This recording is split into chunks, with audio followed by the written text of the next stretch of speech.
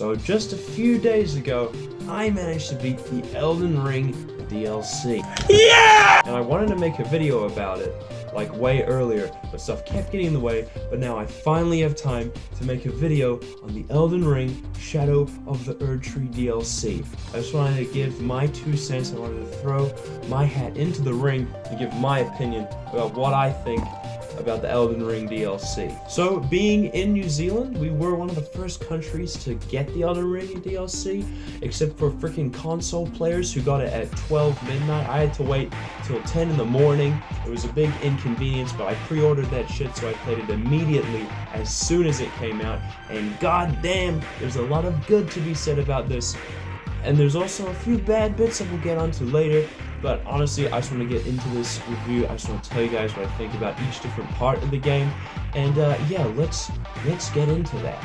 So first up, we got the areas. Now, let me tell you guys, when I played Elden Ring, I kind of thought, alright, this is it. They can't really make anything better than what they've already made. I mean, like, we've got all this crazy, beautiful shit. How are they gonna top this? And, well, Shadow of the Erdtree proved me wrong pretty well on that one. The visual and level design of the areas in the Elden Ring DLC is just, it's beautiful. Oh my god, you just have the most unique areas time and time again. Every time I find this new area, I think, oh my god, it can't get better than this, and then it does. They just come up with the most creative, clever and beautiful shit, and it's awesome. You go through this cave and all of a sudden you're in this massive big field full of these blue flowers and these petals fucking flying around, and there's all the coffins and all this crazy shit, and I'm trying to avoid spoilers here, I really am. So all I can just say is these areas are just so good. I genuinely wasn't expecting it to be this good. I mean, I knew it was going to be good, but they have taken all of the beauty of Elden Ring and gotten it and made it bigger and better and more creative and more unique. There's just fucking beautiful areas. And it's not just the looks, it's also the gameplay. This stuff is a joy to explore. And I guess we'll get into a sort of subsection of areas, and that being like dungeons and catacombs. In Elden Ring, it kind of sucked because you go in one catacomb and one cave and one of those, I don't remember all the shit, and once you've seen one, you kind of seen them all. They're pretty much copy and paste. There's like a few creative ones here and there, but in the Elden Ring DLC, oh boy, they've really changed it up. And again, they've gone above and beyond, not just with the level design, but also with like rewards. You're no longer getting crap. You'll go into a dungeon and everyone will get what they want, and it's so freaking good. They've introduced new things as well. If you don't want to do a big exploration, you just want to kill some boss and get some armor, you've got these mausoleums, which is just one boss fight. If you don't even want to fight a boss, they've added these forges where all you need to do is find the destination at the end, and then you just get the rewards. You just got to solve some puzzles. You've obviously got returning catacombs, you've got caves, you've got all this new shit. I'm trying to avoid spoilers, but man, these areas are just popping off. You know, unique gameplay, unique everything, unique New York. You gotta get onto it, and you gotta play it, and you gotta play it now. Alright, next part, we're gonna get onto the real intricacies of the game, and that being the weapons. You know, you can have all the beautiful areas in the world, but if you're not running around them carrying the fucking coolest looking sword or bow or staff, what's the fucking point, really? What's the point? And again, the DLC does not disappoint. One of the first things we learned that was going to be in the DLC was an addition of 11 new weapon types. 11, not new weapons, weapon types, with 100 new weapons to go along with that. And some of these weapon types are just the coolest shit in the game. I think one of the things they were really trying to go for with the DLC, and that they fucking hit it out of the park with, was versatility with your builds. There's so much shit you can slap onto the builds now. You have martial arts, which weigh like nothing. You can just have any weapon, have martial arts in your offhand, or have martial arts as a second weapon, and you go, and then like, this shit is, it's so fucking cool. You've got perfumer bottles, which you'll just whip out, throw some magical shit throw it all around and just start getting people fucked up. You've got beast claws to do just like a real overhaul on the claws mechanic, and not to mention they just got some really good new solid weapons. We've got great katanas, which just have really unique, cool swing-a-ling movesets. Light greatswords, again, these movesets are just really cool, and they're just such a cool addition to the game. There's other shit that I'm forgetting probably, but like those are the stuff. That's the stuff that I just distinctly remember the most. I guess there's colossal swords that kind of moved them into that, and those are just great swords, but like better.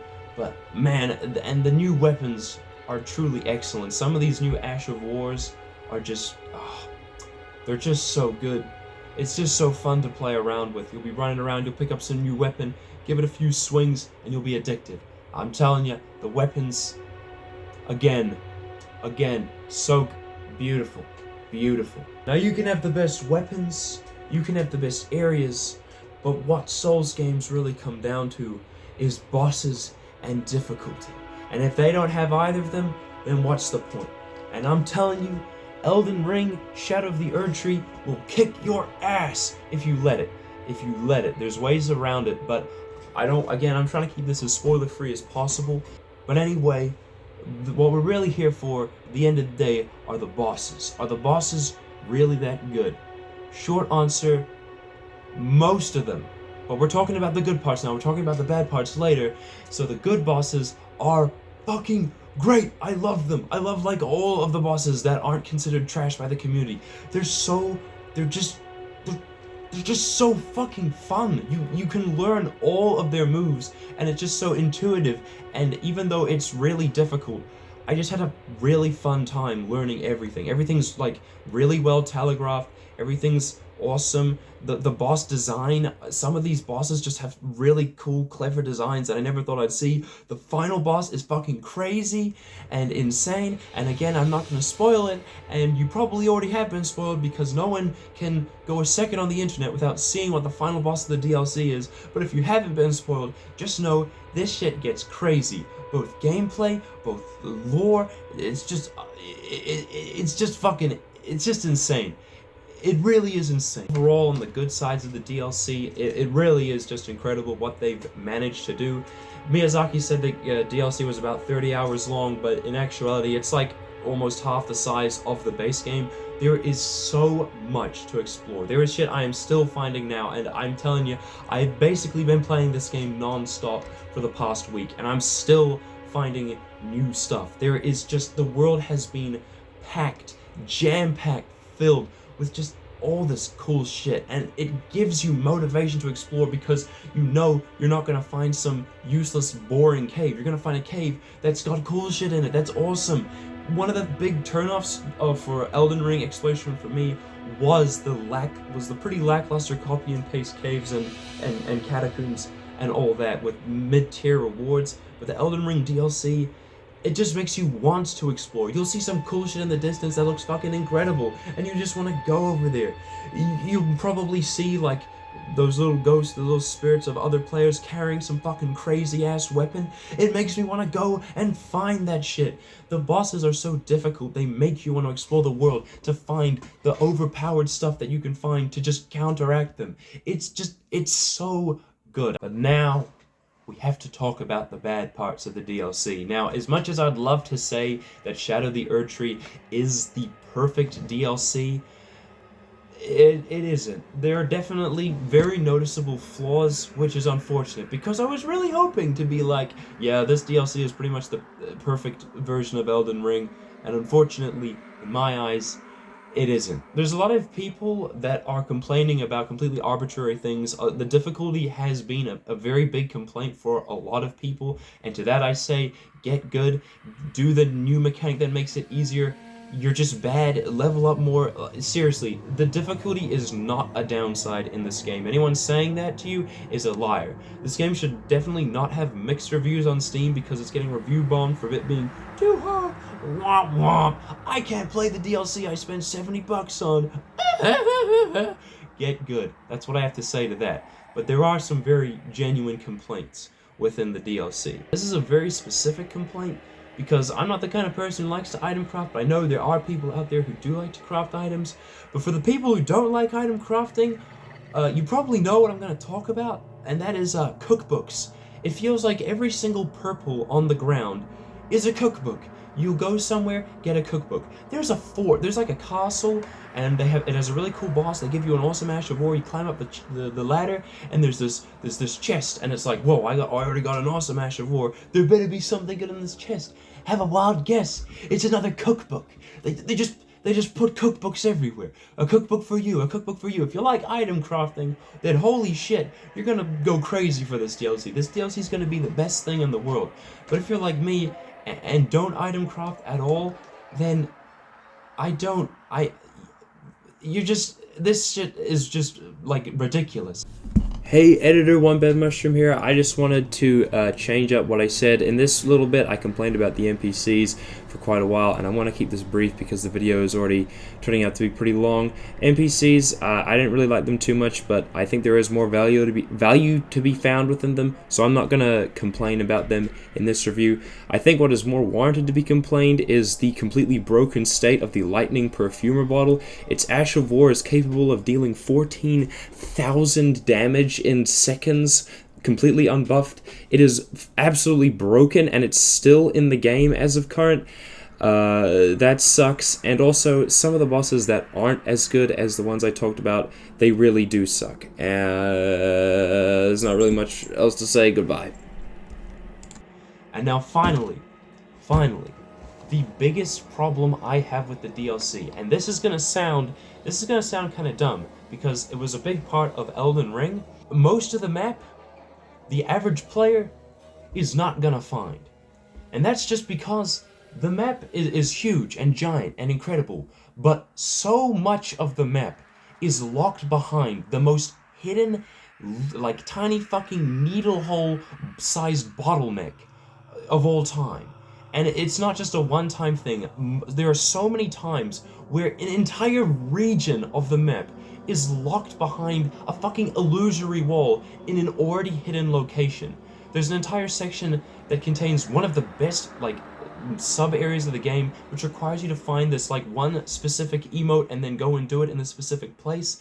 I know they do that, like, in Souls games. Like, they had it in Dark Souls 1 with, Ash Lake. They had it in Dark Souls 3 with Archdragon Peak. They had plenty of it in Elden Ring, and I thought it was a really good part. But the distinct thing about it is, in both Dark Souls 1 and 3, that was only one area of the game that was hidden. In Elden Ring, it wasn't going to be entire sections of the map hidden. They'd just have like a massive cave network that was hidden behind an illusory wall. But in Shadow of the Erdtree, on multiple occasions, entire regions of the map are just completely hidden. And it was cool at first. Like, the first time finding one legit was awesome. But it just eventually got to a point where it was just pissing me off. Like, I want to see all this cool stuff. I want to go there. But I just have to be a fucking ace detective and find this stuff. There's an entire region of the map that is hidden below a hole in the ground that has a very specific platform that you have to jump to.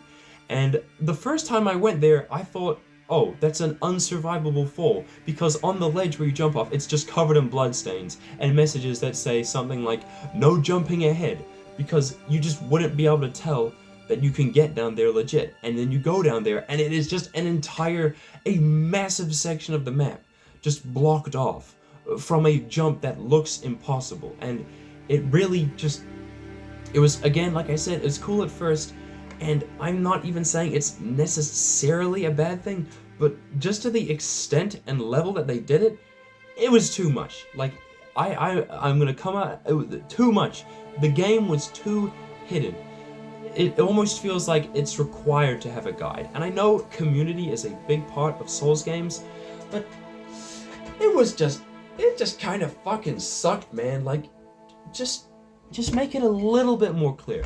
Make it so there's one or two more entrances to these secret areas. Don't make it one tiny little hole that you have to crawl through. Overall, I think the Elden Ring Shadow of the Erdtree DLC really is excellent. And while some of the complaints I had were pretty big, the pros definitely outweigh the cons in this DLC. This DLC, if you like Elden Ring or if you like any Souls games, you gotta get it. Shadow of the Erdtree has raised the bar for DLCs and games to the fucking stratosphere.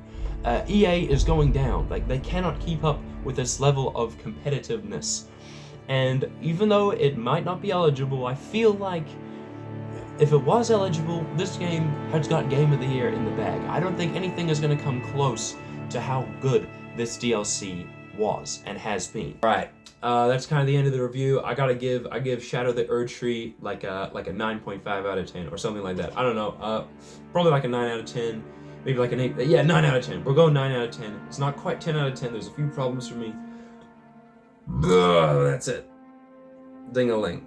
Now, for those who have stuck around to the end of the video, I'd just like to say thank you for sticking around. Thank you for listening to me yap.